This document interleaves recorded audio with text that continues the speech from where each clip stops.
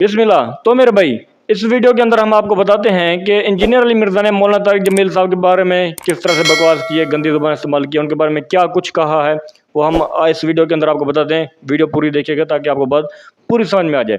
देखिए मेरे भाई, इंजीनियर अली मिर्ज़ा की जब मौलाना तारिक जमील साहब से मुलाकात हुई थी, तो मौलाना तारिक जमील साहब से इसने मसला पूछा था।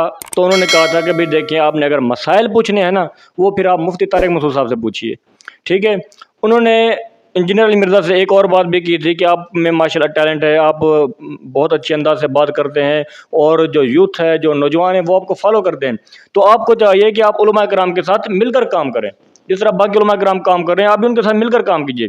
तो इसने कहा था कि भाई देखें, आपने उलमा कराम के साथ एक बात में इख्तलाफ किया तो उन्होंने आपका ये हाल किया, तो मुझे तो इनके साथ दर्जनों बातों में इख्तलाफ है, तो ये मेरा क्या हाल करेंगे। ये इसने बहाना बनाया था कि भाई इसने काम नहीं करना। इसके बाद मेरे भाई देखें, इसने एक वीडियो बनाई थी कि भाई रायमंड के अंदर दो अलग अलग जमातें होती हैं। जो बैरून के ममालिक के जो मेहमान आते हैं वो अलग से नमाज पढ़ते हैं रफलदैन के साथ, जो यहाँ के हैं वो रफलदैन नहीं करते, वो अलग से करते हैं।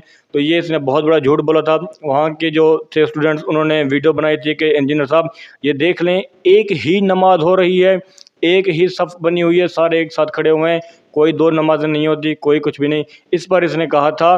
फिर इसको मौलाना तारिक जमील साहब ने भी कहा था कि जी रायमंड के अंदर तो एक नमाज होती है, आपने किस तरह से वीडियो बना दी और कह दिया कि जी वहाँ पर तो दो दो अलग अलग नमाजें होती हैं।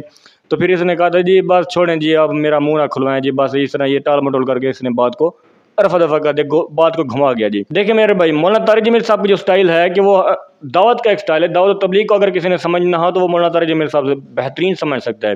हर ओहदेदार से भी मिलते हैं और एक्टर से भी मिलते हैं, और जो बंदा जिस फील्ड में मुखालिफ जो फिरके वाले हैं उनसे भी मुलाकात करते रहते हैं। वो हमेशा जोड़ की कोशिश करते हैं। उनकी ये कोशिश होती है कि भी नेगेटिव चीज़ों को ना उछाला जाए, हमेशा पॉजिटिव चीज़ें को हाईलाइट किया जाए और जोड़ की कोशिश की जाए। ये उनका स्टाइल रहा है शुरू से ही। वो खुद ही कहते थे कि भाई मुझे बहुत तकालीफ ये लोग देने की कोशिश करते थे और बहुत इख्तलाफी बातें और गालियाँ और इस तरह से कहते आज तक भाई मैंने कभी भी किसी को कोई जवाब नहीं दिया। ये उनका एक तबलीग स्टाइल है। मौलाना तारिक जमील साहब ने कभी भी किसी के साथ मुनाजरा नहीं लड़ा, एक आलिम के तौर पर अपने आप को पेश नहीं किया, एक दाई के तौर पर पेश किया है, दावत देने वाला, इस्लाह की फ़िक्र करने वाला, इस तरह से उन्होंने अपने आप को पेश किया। उनका मिजाज ही दावत तबलीग का है, जो जिस फ़िरके के साथ है वो उसी में रहे, कोई मसला नहीं, मिलजुल कर उम्मत बनकर ज़िंदगी गुजारें। उन्होंने हमेशा पूरी ज़िंदगी उन्होंने इस बात के ऊपर जोर दिया है और इस बात पर जो है ना उन्होंने काम करते रहे हैं।